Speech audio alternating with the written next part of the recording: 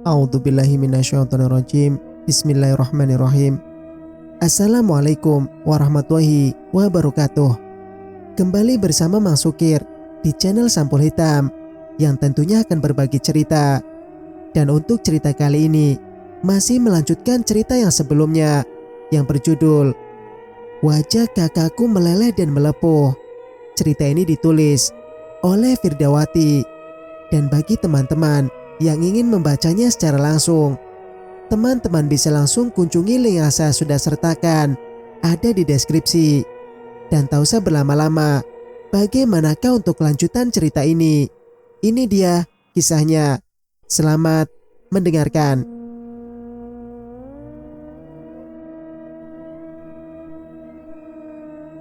Ning, kamu mau temani aku makan siang? Ajaknya spontan. Belum sempat kuiyakan ajakan lelaki ini, tak sengaja mataku melihat pasangan yang tengah berbahagia di atas penderitaanku, tengah menatap ke arahku. Tak lama berselang, mereka mendekatiku. Kamu di sini, Ning? Sama siapa? Tanya Irfan so akrab. Apakah dia lupa kalau dia telah memporak-porakan hatiku? Oh ini, teman, sautku datar. Teman apa pacar? Tanyanya sarkas. Bukan urusanmu. Tolong tinggalkan kami, pintaku padanya. Clara yang bersamanya hanya dia membisu. Dan kamu Clara, jangan lagi tunjukkan muka sok polosmu itu di hadapanku. Kau itu sahabatku, tapi kenapa kau tega merebutnya? Ning, mengertilah, ini bukan kesalahan Clara. Sudah, tak perlu diperpanjang. Silakan pergi. Hardiku tanda tak suka saat Irfan justru membela perempuan itu. Tak suka mendengarkan penjelasannya lebih jauh, seakan-akan akulah yang salah atas pernikahan mereka. Percuma bukan. Keduanya pun pergi dengan rasa bersalah mungkin. Kalian nikmatilah rasa bersalah itu sepanjang hayat kalian. Tadi siapa? Tanya Bang Harun setelah Irfan dan Clara pergi. Hening tanpa suara. Aku terdiam, bingung bagaimana menjelaskan. Bukan siapa-siapa bang, hanya teman, jawabku akhirnya. Pertanyaanku tadi belum kamu jawab loh, katanya mengingatkan. Yang mana ya? Tanyaku pura-pura lupa. Ajakan makan siang. Kamu mau menemaniku? Oh, secepat inikah rasa itu? Bila memang telah berjodoh, semoga saja Bang Harun jodoh yang Tuhan kirimkan untukku. Tapi kalau kamu menolak dan keberatan, juga tidak apa-apa. Ucapnya lagi karena aku diam dalam waktu yang lama. Harap dimaklumi, ini pertemuan pertama, dan dia memintaku untuk menemaninya makan. Jelas aku kaget dong, di luar ekspektasiku. Setidaknya kami hanya kenalan dulu, kemudian tukar nomor ponsel, lalu bertemu pada pertemuan berikutnya, kemudian menyatakan perasaan, seperti lumrahnya orang yang baru saling mengenal. Ini baru pertama kali jumpa, sudah berani ngajak makan. Gimana? Kok kamu gak jawab pertanyaanku? Kamu mau apa tidak? Kejarnya lagi. Aku tidak boleh hilang kesempatan. Mumpung dia yang mengajak, tidak ada salahnya menerima. Tapi aku seakan ragu. Nanti aku dikira perempuan murahan, bisa diajak begitu saja, padahal belum mengenal satu sama lain. Maaf bang, aku bingung. Kalau aku tolak takut abang tersinggung. Kalau aku terima, nanti kamu berpikiran aku gadis murahan. yang mau saja diajak pergi, padahal baru kenal, ucapku sarkas.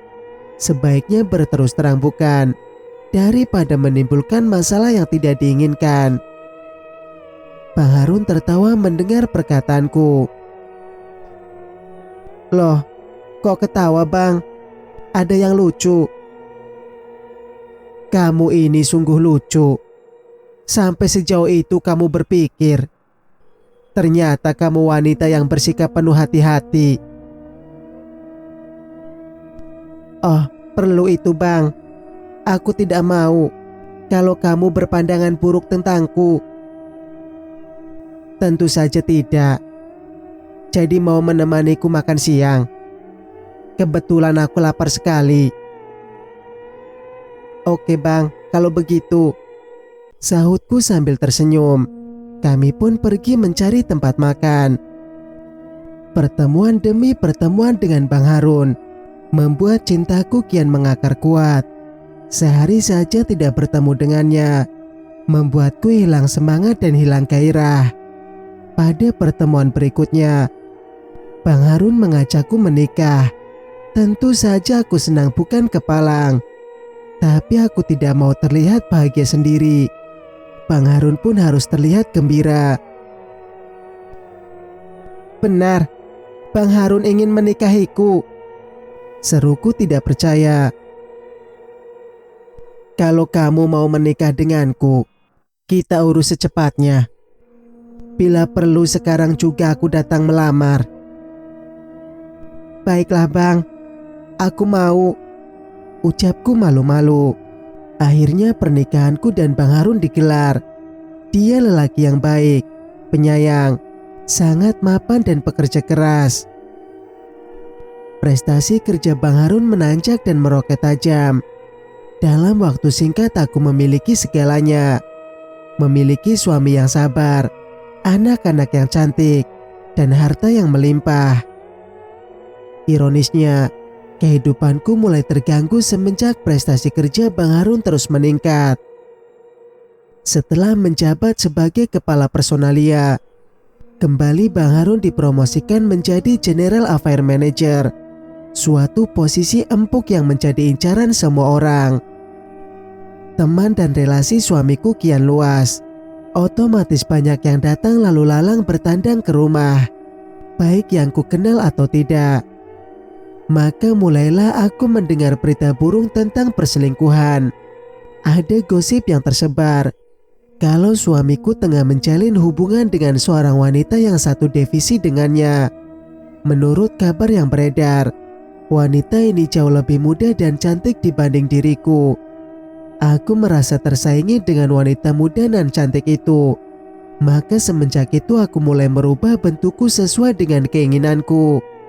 Tidak ada satupun keluarga yang mengetahui sepak terjangku. Tidak ada musuh yang paling ditakuti oleh seorang wanita selain kegelisahan menghadapi masa tua. Kegundahan dan kegelisahan itu terus saja membayangiku. Aku takut Bang Harun meninggalkanku seperti Irfan pergi dengan wanita lain. Tahun ini usiaku mulai memasuki tahun ke-38. Rasa was-was itu sudah kurasakan saat usiaku 35 tahun. Semenjak teman-temanku memperbincangkan perselingkuhan. Aku tidak mau mengalami hal seperti yang dialami banyak cerita. Beberapa kali aku dengar berita bahwa temanku mengalami derita yang menyakitkan. Suami mereka berpaling ke wanita lain. Suami sahabatku malah menceraikan sahabatku, lalu berpaling menikahi selingkuhannya. Bagaimana jika itu terjadi padaku? Suami yang aku cintai sepenuh hati tiba-tiba memutuskan untuk meninggalkanku. Aku bersumpah bahwa bagaimanapun cara, aku harus menjaga keutuhan rumah tanggaku. Aku tidak mau kejadian yang sama terulang lagi padaku. Cukup Irfan saja yang membuang dan mencampakkanku. Tidak akan kubiarkan Bang Harun melakukan hal yang sama. Sudut pandang Laras. Sebagai adik, aku ikut merasakan kebahagiaan Mbak Ning. Tahun demi tahun akhirnya berlalu. Pernikahan Mbak Ning dengan Bang Harun berjalan bahagia layaknya sebuah keluarga yang harmonis. Dalam perjalanan pernikahan itu, Mbak Ning dikaruniai 3 anak yang cantik dan ganteng. Bang Harun yang tadinya mengenalku sebagai seorang pembantu, akhirnya mengetahui kebenaran bahwa aku adalah adik kandung Mbak Ning. Rahasia besar yang Mbak Ning tutupi terbongkar pada bulan kelima pernikahan mereka. Bang Harun merasa dibohongi dan kecewa dengan sikap Mbak Ning yang tidak berterus terang dari awal. Terjadi pertengkaran kecil di antara mereka. "Ning, kenapa kamu bilang kalau Laras itu seorang pembantu? Padahal fakta yang sebenarnya dia adalah adik kandungmu sendiri." Aku yang tengah menuangkan sayur dari penggorengan ke mangkuk mendadak pias.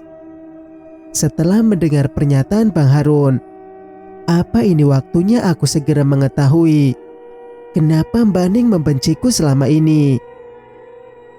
Kebetulan dapur dan ruang makan hanya disekat dinding setinggi dada. Pastilah suara itu sampai ke telingaku. Untung bapak dan ibu masih berada di kamar. Mereka tidak perlu tahu apa yang Mbak Ning lakukan padaku. Apalagi ibu, pasti dia sedih mengetahui aku dianggap seorang pembantu. Mbak Ning yang sedang menata piring membelalak kaget. Tak menyangka suaminya mengetahui rahasia yang selama ini ia tutupi. Aku bisa melihat dari lirikan mataku. "Maaf Bang, aku takut abang membatalkan pernikahan kita setelah mengetahui adikku memiliki wajah buruk rupa," jelas Mbak Ning gugup. "Kamu pikir aku sepicik itu? Menolak dan membatalkan pernikahan kita hanya masalah rupa? Aku kecewa Ning. Ternyata kamu belum mengenal aku luar dalam. Dalam ikatan pernikahan itu, sedapatnya tidak ada kebohongan, tapi lalui dengan kejujuran." "Maaf Bang, aku pikir lelaki itu sama." "Maksudnya?" "Abang ingat saat pertemuan pertama kita dulu, ada sepasang suami istri yang datang menghampiri kita. Waktu itu abang bertanya siapa dia. Aku bilang hanya teman. Sebenarnya dia adalah mantan pacarku. Dia meninggalkanku gara-gara tak mau memiliki keturunan buruk rupa seperti Laras." Astagfirullahaladzim. Aku menutup mulut dengan kedua telapak tangan saat mendengar penjelasan Mbak Ning. Jadi ini penyebab Mbak Ning berubah dan memperlakukanku kasar dan terus menghina serta mencaci. Kini aku mengerti. Maafkan aku Mbak Ning. Gara-gara rupaku yang buruk, kamu jadi menderita. Desisku tertahan dalam hati. Tapi tetap saja perbuatanmu itu tidak dibenarkan. Kamu pikir lelaki itu sama, hanya memandang fisik semata? Tidak semua lelaki berperangai seperti Irfan. Ada kok lelaki yang baik, menerima semua kekurangan dan kelebihan pasangan, saling melengkapi satu sama lain. Aku terharu mendengar pernyataan Bang Harun. Kini aku yakin, suatu saat nanti pasti ada lelaki yang tertarik dan menikahiku bukan karena memandang rupa, tapi melihat kepribadian dan akhlakku. Maaf Bang, jangan marah lagi. Tolong mengertilah posisiku. Baiklah, dan jangan diulangi lagi.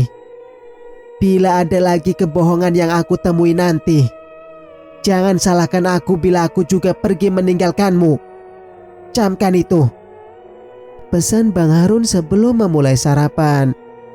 Bang Harun mengerti dan memaafkan kebohongan yang Mbak Ning buat. Semoga pernikahan mereka langgeng sepanjang masa. Aku tidak berhak marah pada Mbak Ning. Aku mengerti dan tahu diri. Flashback off. Masa kini. Usir mereka dari sini. Ya, usir sekarang juga. teriak beberapa warga serentak. Betul, mereka sudah tak punya hak tinggal di sini. Mereka sudah mengganggu ketentraman kita.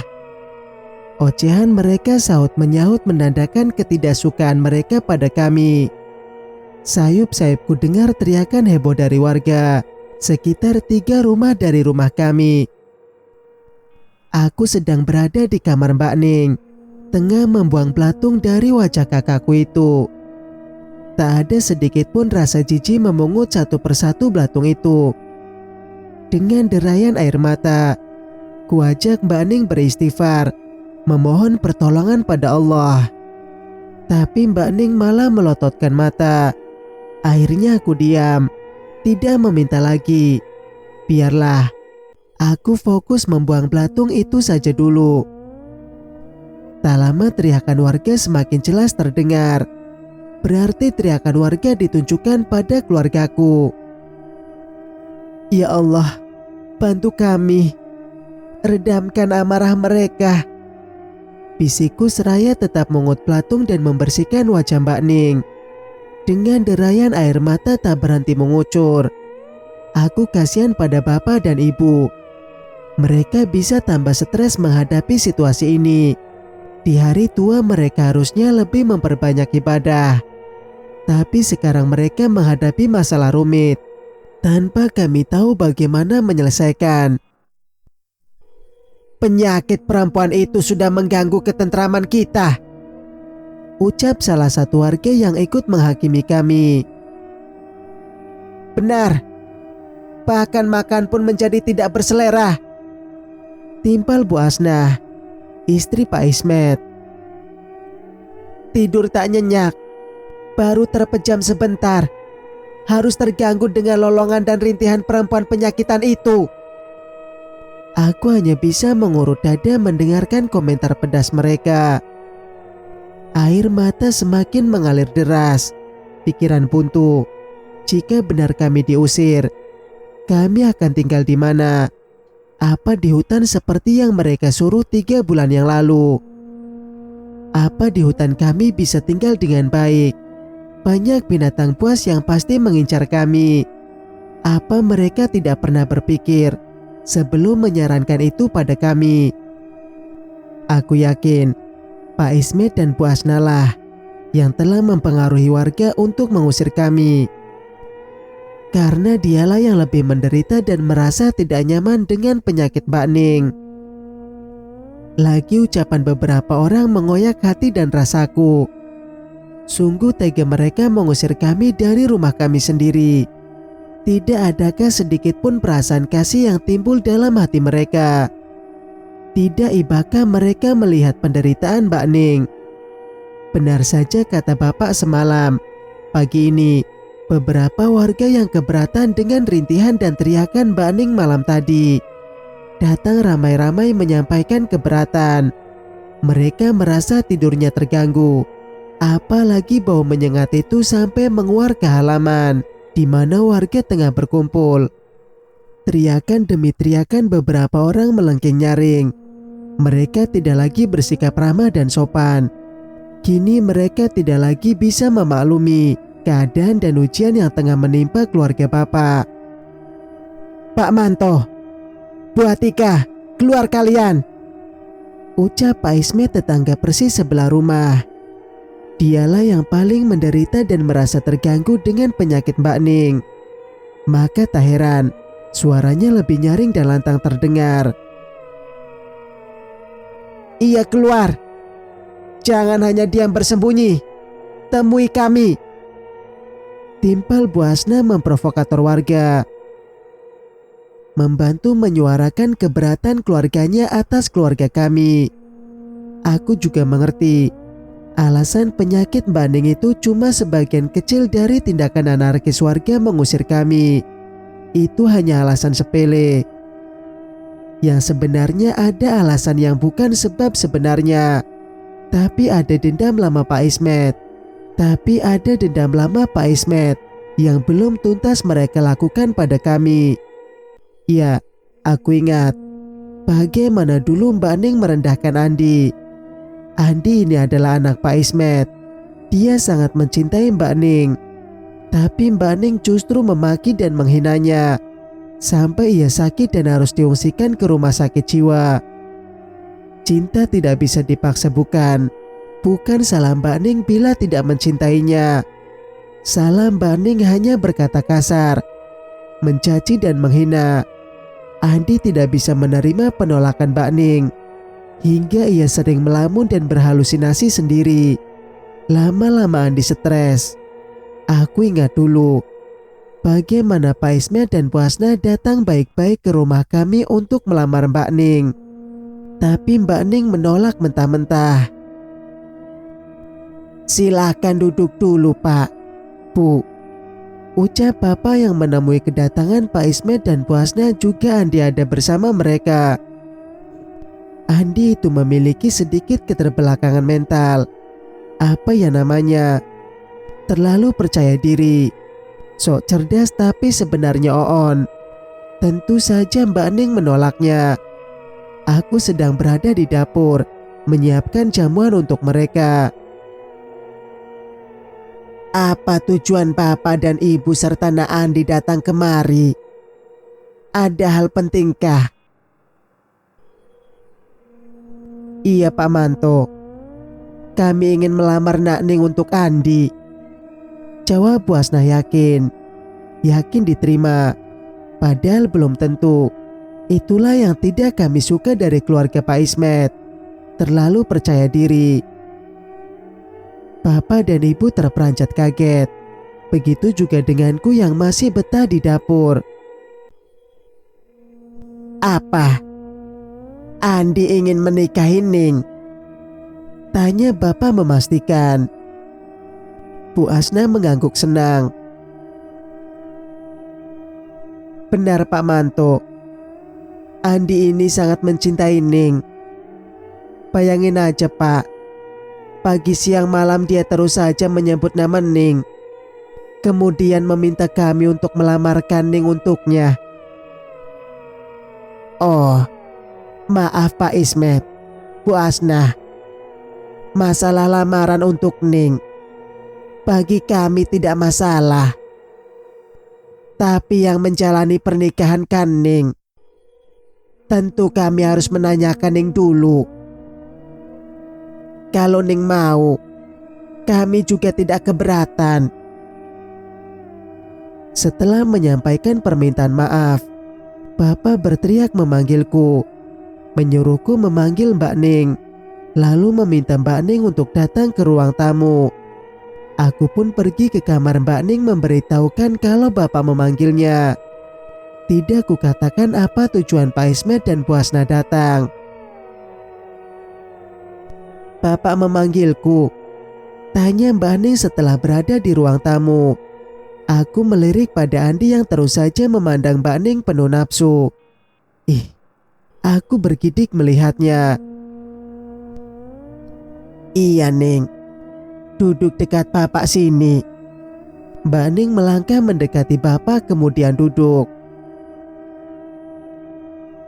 "Ning, Nak Andi ingin melamarmu. Bagaimana menurutmu? Apa kamu menerimanya?" "Apa Pak? Nggak salah. Orang macam Andi ini menikahiku. Ngaca dulu dong, baru bicara." "Ogah, aku tidak mau," ucap Mbak Ning sarkas. "Daripada menikah dengannya, mending aku jadi perawan tua selamanya." Lanjutnya kemudian berlalu pergi. "Ningsih, apa kamu bilang?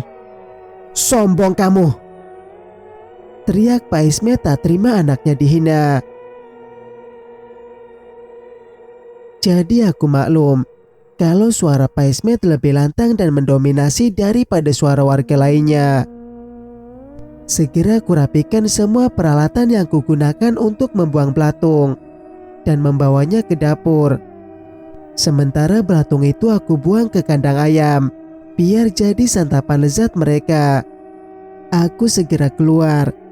Tak sengaja mata ini melihat ibu dan bapak terdiam sambil berderayan air mata. Kulihat ibu menyeka matanya. Tangan keriput itu tak kuasa menahan isak dan perih, serta bingung menghadapi rombongan massa yang memadati halaman kami yang sempit.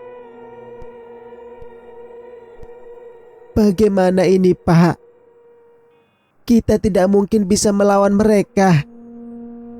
Mereka sangat banyak. Kita pasti segera terusir dari sini.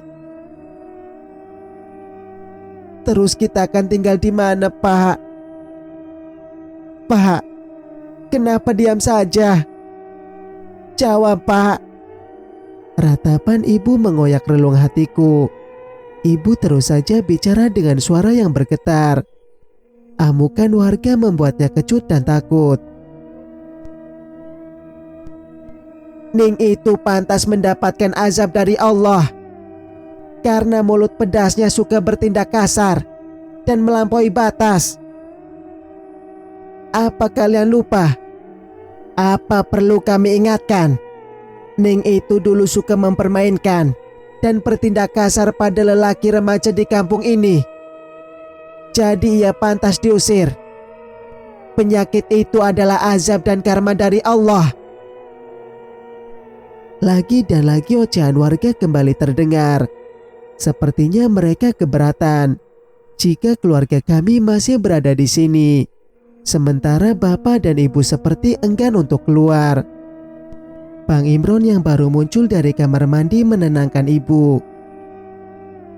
Tenang, Bu. Biar aku yang menghadapi warga. Ibu dan bapak lanjutkan saja sarapan. Hei Imron, seru bapak kencang. Siapa kamu? Beraninya kamu mengeluarkan pendapat. Pendapatmu tidak diperlukan. Ini bukan urusanmu, tapi urusanku. Biar aku yang menghadapi mereka. Suaramu tidak diharapkan di sini. Mengerti?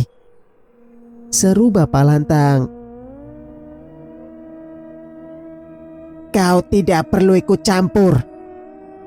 Kau urus saja dirimu dan istrimu itu. Kau lelaki yang tidak bisa diandalkan.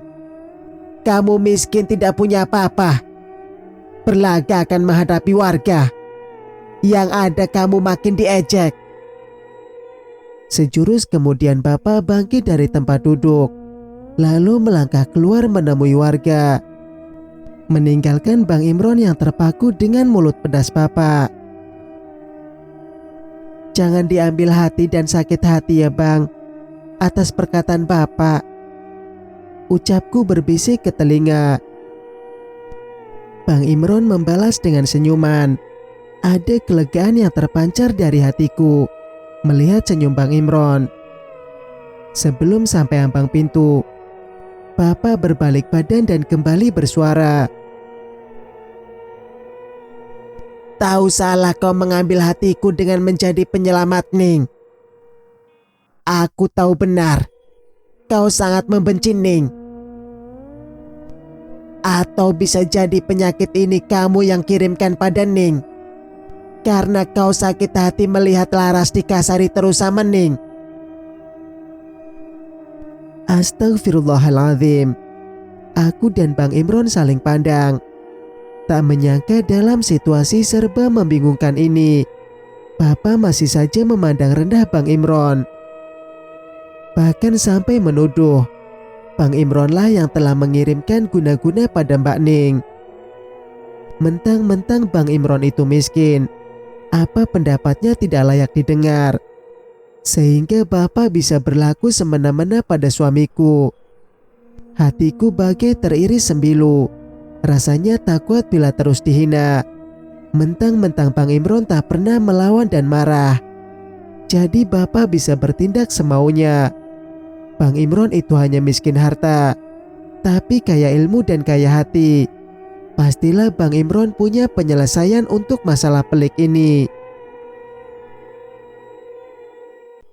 Pak Manto, keluar kamu. Ungsikan anakmu ke hutan. kenapa masih di sini?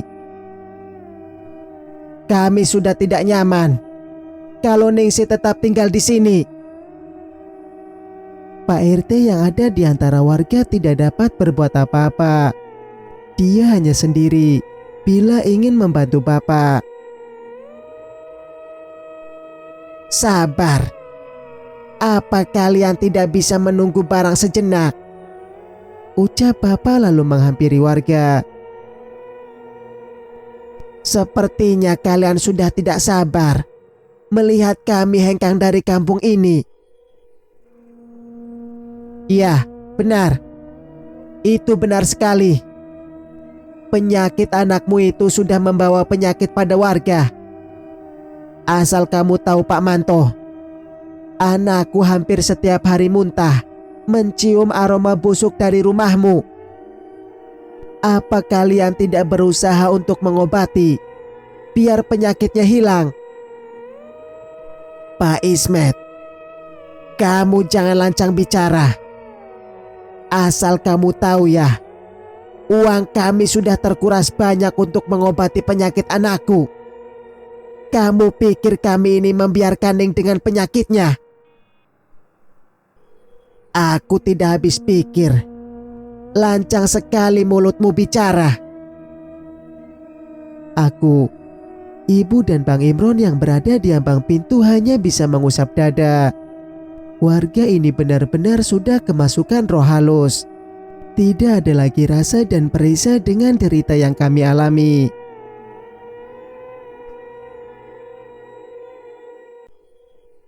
Cerita pun bersambung. Jika kalian suka dengan ceritanya, jangan lupa untuk like, komen, dan subscribe channel ini agar bisa mendengarkan cerita-cerita berikutnya. Wassalamualaikum warahmatullahi wabarakatuh.